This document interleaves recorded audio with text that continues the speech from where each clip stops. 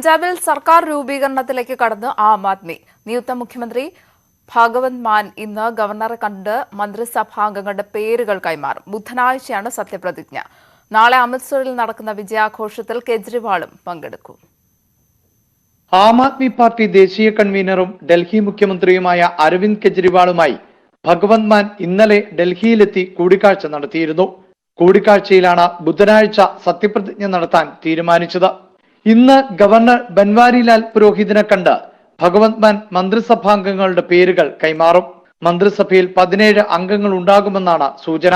മുഖ്യമന്ത്രി ചരൺജിത് സിംഗ് ചന്നി, PCC അധ്യക്ഷൻ Navjot Singh Sidhu, captain Amarinder Singh തുടങ്ങിയ പ്രമുഖ നേതാക്കളെ പരാജയപ്പെടുത്തിയവരെല്ലാം മന്ത്രിസഭയിൽ ഇടം പിടിച്ചേക്കുമെന്നാണ് വിവരം.